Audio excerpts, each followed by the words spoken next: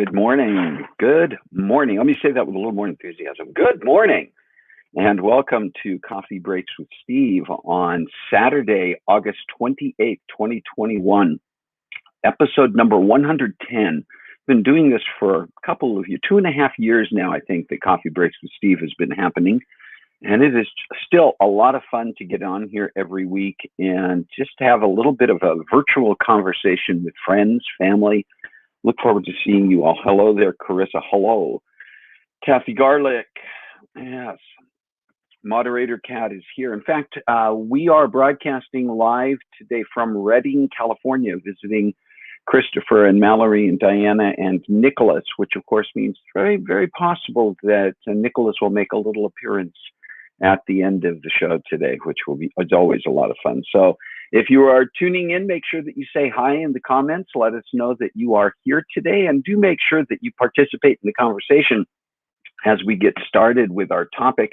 If you are tuning in later and you are joining us, joining this as a recording, or as I like to call it, syndicated reruns, then also make sure that you comment and participate as you watch this. We love to see people coming in later on too. I know a lot of you aren't necessarily able to tune in live on Saturday mornings. Hi, Amy Sterling. How are you doing, Amy? Good to see you on here. Hello, Shalane. Yeah, we're getting, hi, Lila. Excellent. It's good to see everybody, and I'm glad you're here. Well, once again, make sure that you are participating in the conversation. I want to get to our guest and get to our topic very soon here. So I'm going to share a few special days, bring you up to date on a couple of things, and then we will get on with today's show. But just a reminder, I think I mentioned this last week, and I'll put out a couple of reminders in the next week or so, in the next week or two. But Coffee Breaks with Steve will not be on the next two Saturdays after today. September 4th and September 11th, we are taking a little bit of a hiatus to participate, so I can participate in some family activities and events. And looking forward to that, but just didn't want anybody to panic and think that they missed something if they don't see us come up on the air next week. Hi, Brenda. Glad you could be here. And look forward to having you participate in this conversation when Jenny gets on the air here in a few minutes. Hello, Carla. Hello, Rick. All right. Yes, the gang is all here. We're getting here anyway. Hi, Jay Zetterval. Good to see you as well. So again, a reminder, we're going to be coming back on the 18th of September after a couple of weeks away from Coffee Breaks with Steve. No worries, nothing negative going on, just an opportunity to participate in some family activities. So some special days coming up. First of all, tonight actually, is International Bat Night. This is the last Saturday night into early Sunday morning, last Saturday night into the last Sunday morning of August every year. It's not always on this date, but it's on this weekend. And it is apparently a night to connect with bats. We actually have some in our neighborhood, and it's kind of cool. We've gone out. There's a middle school across the street from the complex we live in. And during the summer months particularly, I guess maybe it was the fall months last year, I don't remember exactly, but right at dusk, the bats would come out and be flying around to get bugs that are on the surface of the field. And so we'd sometimes go out there, and if you caught it just at the right point, in terms of the sun setting, when there was still just a little bit of ambient light coming through, you could not only hear the bats as they're making that squeaking noise with their sonar to try to their echolocators, but you could see them flying around. You could catch the silhouettes of the bats flying over the field. It was really kind of cool. We've also had some other experiences out camping where we've been able to watch bats, and I just think they're cool little creatures. I mean, I know they're basically, flying rats, but they're kind of cool to watch. But anyway, this is International Bat Night. If you want to go out late tonight, see if you've got bats in your belfry, in your neighborhood, please go ahead and do that. Hi, Corey Ann. See that you are on here. And if you're joining the conversation, I have not said hello to you yet. Make sure you catch my attention with a comment, and I'll try to make sure I acknowledge you as well. Do the best I can, because I'm looking at script and run sheet and camera and monitor and stopping to do this every now and then. Shalane, I'm counting on you.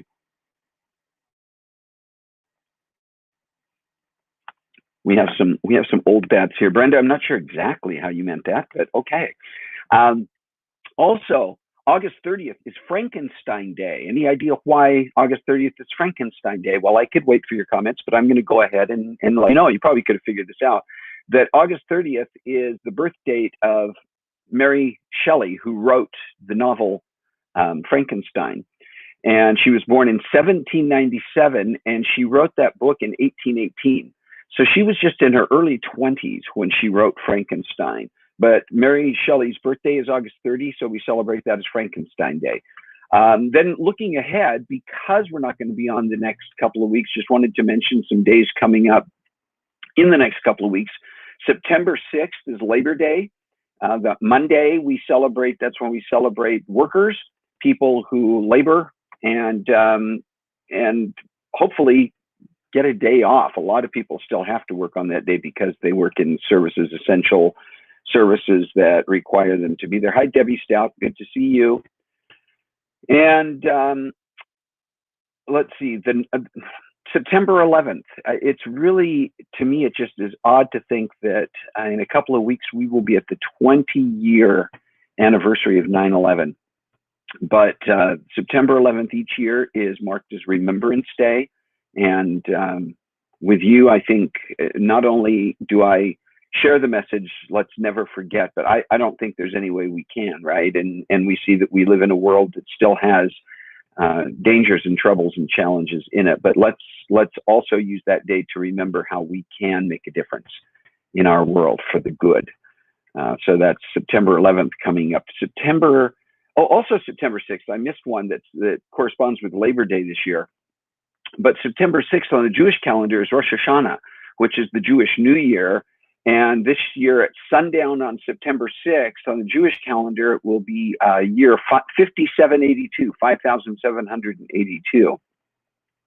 And then also coming up in the next couple of weeks on the Jewish calendar is Yom Kippur, is on September 15th. And on the Jewish calendar, Yom Kippur is the Day of Atonement, when the sacrifices are made to atone for the sins of the people. So some dates coming up on the Jewish calendar. If you are one who celebrates according to the Jewish faith or traditions, enjoy those days.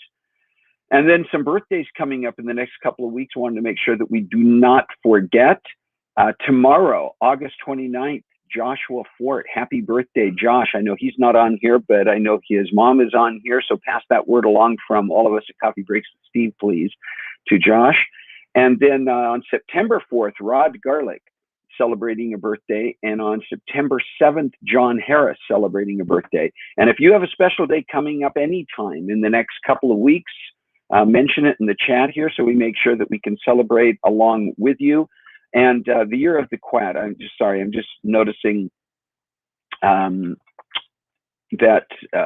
moderator cat is 5782, the year of the cat, QAT, which is how he spells his title. I don't think that on the Jewish calendar that they don't do the same thing they do with Chinese calendar, Chris, just so you know. All right, well, that's those are the special days I wanted to mention. Once again, if you do have a special day, a special celebration coming up in the next couple of weeks, please put it in the chat so we can celebrate with you. If you have a special day coming up anytime in the month of September that you want us to share at Coffee Breaks with Steve, you can message me, private message me, or contact me some other way if you have contact information, and we'll make sure to include that as well. All right, once again, I'll mention this a couple of times, but no Coffee Breaks with Steve next week or the week after. We will be back on the 18th, but we're here now. And now I want to bring on and welcome a guest who has been with us in the past as a good friend. And she just finished, along with her family, an extraordinary road trip. And I just thought it would be great to talk about that because she's just a fun person to converse with. So I'm going to bring Jenny Conlee in here. And good morning, Jenny. Hey, good morning. I've got my You got your Coffee Breaks mug. with Steve mug. You're set. Well, all ready. This was, listen, a little bit about Jenny. If you don't know Jenny, Jenny is a blogger, an author, an actress, and and a comedian. I guess we should not leave that out. You've done stand-up comedy as well, and it's just a dear friend as well for many years. And I always enjoy conversations with Jenny, even though we live many miles apart currently. We can get together online to catch up on things, and it seems like no time has passed. We're just kind of picking up the conversation where we left off. But I was so intrigued by this road trip that you took, Jenny, and I wanted you to just share a little bit more about the origins of the road trip, what it consisted of, how you and your family kind of built up to and prepared for this, just to give us a little bit of background. Let me take you on a journey. Let's go back in time to 1983. So in 1983, my mother-in-law and her mother took David, his siblings, and 4 cousins in an RV for 6 weeks. And David is your husband, for those who may not know who David is. No, that's fine. I mean, so we're conversing, so yeah. My husband was 6 years old at the time. His sister was 3. His brother was 13, 14. And then, so there was 7 kids total in this motorhome. With just mom and grandma. Mom and grandma. Grandma drove and cooked, and mom was the activities coordinator and disciplinarian. And for 7 kids. For all the kids. So, and maybe the other adult too. I don't know. And how long was this road trip that they took in 1983, and where did they go?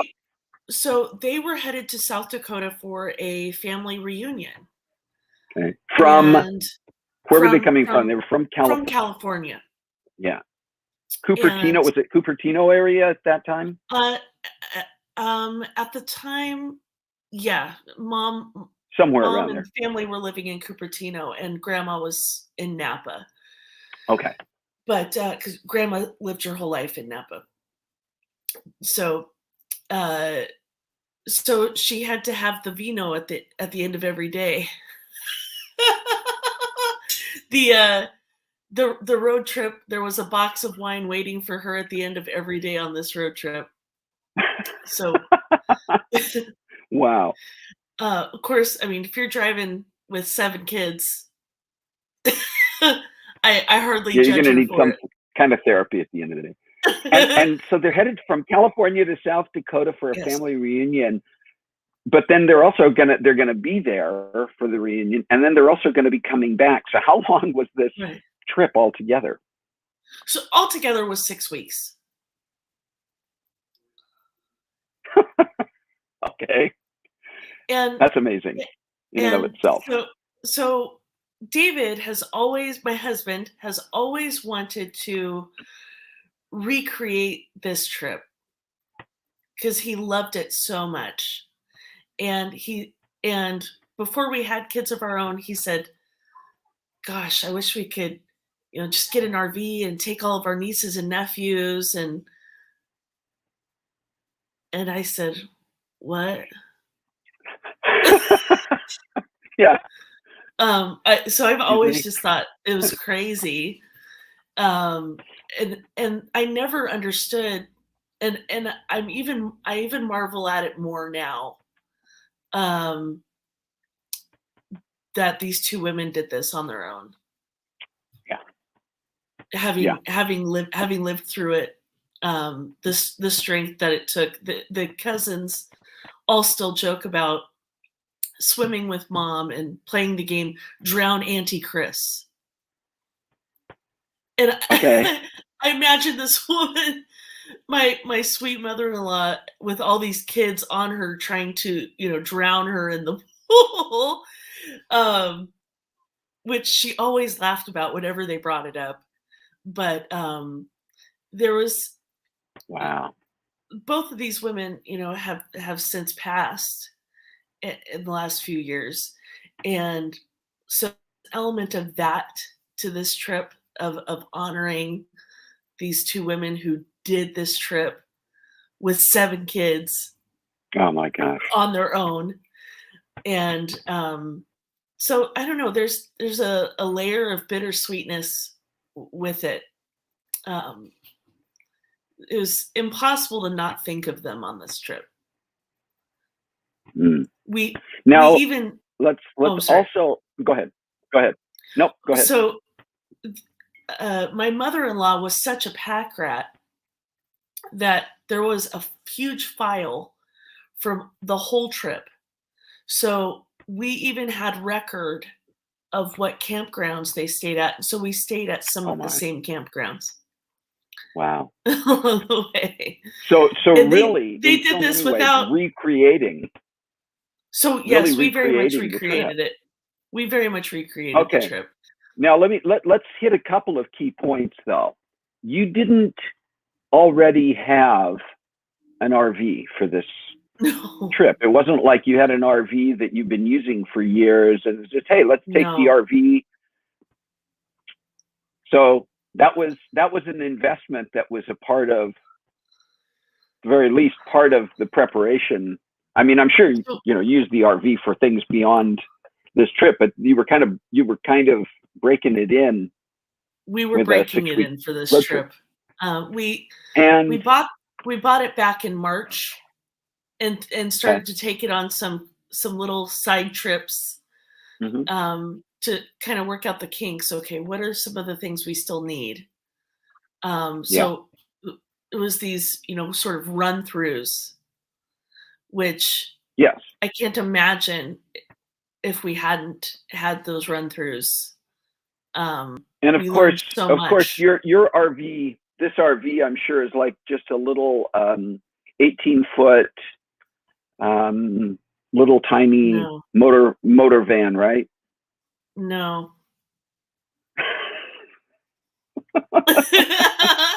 No, we bought a Class A motorhome. Yeah.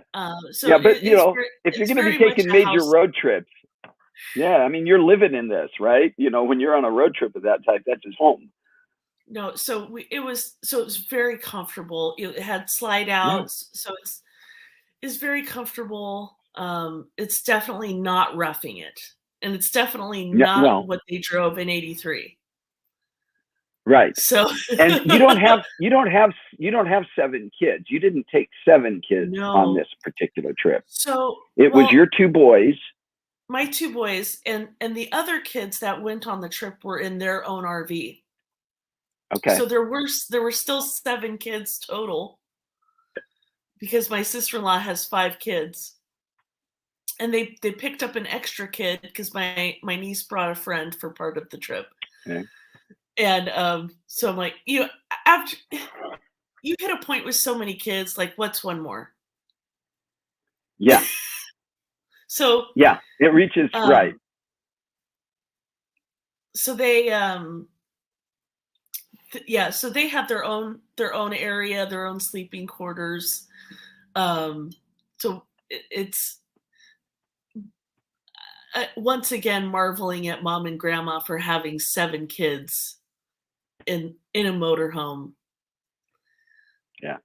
Crazy. Well, it is crazy. And I mean, I have a hard time. We've taken trips with our kids when they were older, in many cases, quite a bit older than your boys are.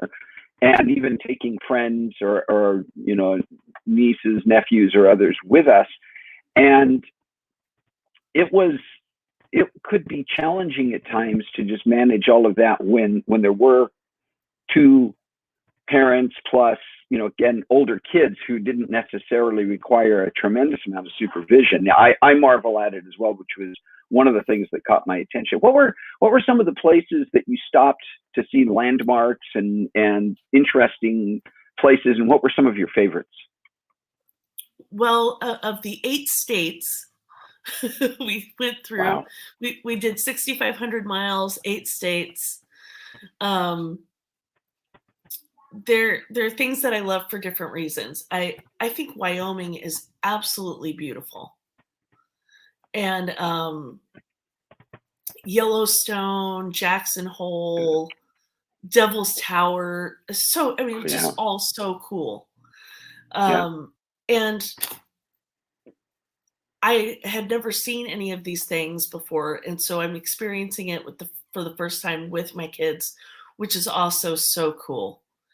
But Wyoming, I thought you can't take a bad picture of Wyoming.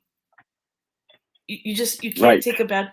You could take a bad picture of yourself in Wyoming, I learned, but you can't take a bad picture of the background in Wyoming. Yeah. South Dakota kind of blew my mind with Mount Rushmore and Crazy Horse. Yeah. You told me a story about Crazy Horse that you learned as well, about the generational. It's just wild. So the tribe chose this Polish guy from Boston, the sculptor, and so he just felt this huge honor, right? So he moves out there, gets married, has 10 children, 5 sons, 5 daughters. And still had time to be working on. Wow. Well, he needed help. So they just kept having he was kids thinking ahead. to have more help. He was planning ahead. And so now they're at their 3rd generation of this sculptor's family on the mountain. They're still working on still working. And honestly, not to be a negative Nelly about the whole thing, but they're not going to finish it in my lifetime. They're just not. Right. And the fact that they had the face, he has a face. Wow. Is phenomenal. But when David was there almost 40 years ago, there wasn't even a face. Yeah. So it's not going to be finished in my life. They don't accept federal funding. Right. It's all private. It's all private. So there's nothing to hurry it along. So so it's pretty phenomenal. But I mean, just extraordinary to see that. Now, you also along the way, you went through Utah, and you actually got to see some friends in Utah too. There was a couple of really sweet high points on this trip for me. It was to see our friends, the Harrises, in Utah. And they saw us every day we were there. And then getting to see, and I hadn't seen them in about 5 years, and then getting to see my friend Emily in Montana, and I hadn't seen her in 14 years. Wow. So, so it was, and in both instances, it's no time had passed. You know what I mean? All these years have passed, but when we're together, we just pick up where we leave off. And Utah is interesting. My husband has some family history there. David's great, I don't know how many great grandmothers, was the 19th wife of Brigham Young. And her name was Annalisa Webb. And so there's some interesting family history there. She was pretty in radical. Temple Square. You can probably find some. So it was really cool to go to Temple Square and see Lion House and Bee House and where all these people lived. But she was kind of a radical and spoke out against polygamy and kind of a feminist. Yeah. There's a book about her too. Interesting. There's a book about her. I can't remember the name of the book. It might actually be The 19th Wife. Okay. But anyway, just side note, little interesting family nugget there. Man, what do you think? Why do you think this trip? I'm sure that this is probably not a simple thing to answer in one sentence, so don't try. But why was this trip important for you and for your family? Oh, man. Where to begin, right? I mean, we knew it would be hard, but we knew it would be worth it. The lifelong memories that my husband has, we wanted to share that with our kids. We wanted to have that with our kids. So it was grabbing onto this legacy of adventure that grandma and mom left, that we want to go on adventures. So that's why it's important to us. We want to I love that concept. Yeah, I love that we want to concept. experience these things. You talked about that when you and I discussed doing this episode, and talked about that legacy of adventure, and you've written about that.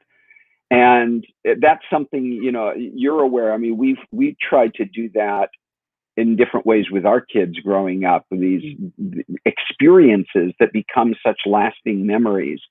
And I do think, because not everybody who's watching and listening here is going to say, I'm going to go out and buy an RV and go take a 6-week road trip. You don't have to do that, right? And it doesn't even have to be, it doesn't even have to be you saying, well, I've got kids, or I've got X number of kids, and so we have to do that. I mean, couples who don't have kids, couples who are past the stage of raising their kids, single people, anybody can create a legacy of adventure, and it can be for your own memories, and it can also be that you find ways. I mean, for instance, the people you visited along the way, catching up with the Harrises, catching up with Emily, it became part of their adventure too, right? If you think about the ripple effects of some of these things. Go ahead. I think that it comes down to wanting to be a moment maker. And I want to be a moment maker in my life. I want to grab this. Maybe it's, you know, this normal everyday, you know, and it's so hard when you're in the day to day, and you're just trying to get by, and the kids are making you crazy, and but I want to be a moment maker, and this trip was that. I love that. But like what you said, you don't have to buy an RV. You don't have to travel cross country to be a moment maker. Yeah. So I'm always on the lookout, and I'm trying to retrain my brain. How can I take this ordinary day and turn it on its ear? And let's just do something crazy. Let's make it memorable. Exactly. Well, but you have this RV. So what's the next adventure? Are you and David talking about any other trips with the RV? Are they going to be big ones, or is it mostly now just going to be the little weekender type of trips for the time being? I mean, you're probably still just recovering from this major road trip. Gosh, I'm definitely still recovering, and we did not. Side note: we did not bring the dog. We did not take the dog on the road trip. I was going to ask you about that. I know a lot of people camp with their dogs, and we've taken her on our, you know, side trips and stuff, but she's a little inside pet like me. And so it's a little hard for her.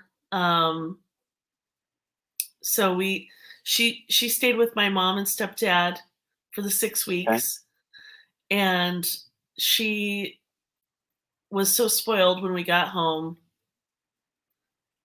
She goes nuts every time they come over. She just loves them. So oh my, that's good.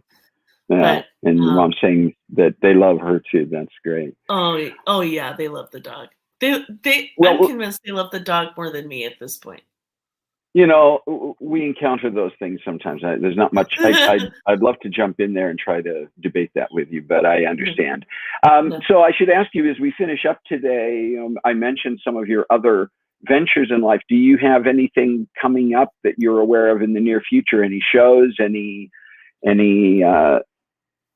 activities that are going to put you out there on a stage or something that we can be aware of, or is that just also in the works now that you're back from this major trip? Just in the works. Nothing scheduled yet. Okay. keep us posted when you do get your next gig, whatever that may be. Will do. Well, listen, I just want to once again say thank you, Jenny, for not only being here today, but being such a great friend, such I think a source of just great warmth and laughter and those moments. You know, when you talk about being a moment maker, you have certainly created a lot of moments for me. So I just wanted to say thank you for that. And we'll look forward to the next time that you're back on Coffee Breaks with Steve, because I'm certain there will be a next time, my friend.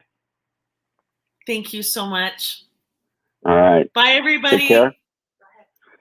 All right. Well, listen, here comes my friend Nicholas, and I'm going to have you come in. We're kind of crowded in here today. There you are.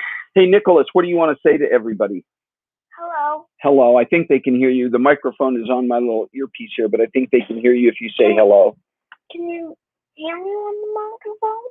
I don't know. Ask them. Say, can we hear you? Can you hear me? Probably.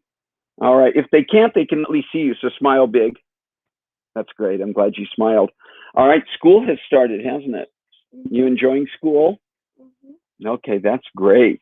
All right. And I just heard that they can hear you through the microphone. So what else do you want to tell people today as we finish up our Coffee Breaks day?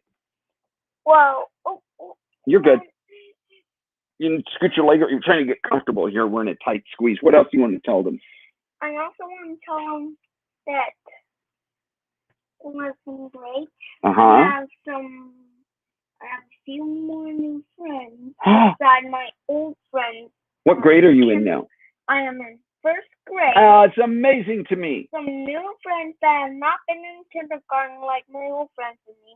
Okay, so new friends is always good. My That's new excellent. friends are Aiden, Beckett, Zachariah, who was not here for a little while. But back here, okay. Anything else? Yeah, and all my classmates are Jane, Anson, which are not here, Hudson, Violet, Jacob, which are both not here. Yeah. Zachariah, already told you, not here. Right. You already mentioned that. Yeah. Beckett, Aiden, Cody. Yeah. I'm gonna slip my arm under yours for a minute. Okay. So who else? Me, Kamaya, Giovanni. Wow. And you leaving anybody out? Because we don't want to leave out any names. Max. Yeah. And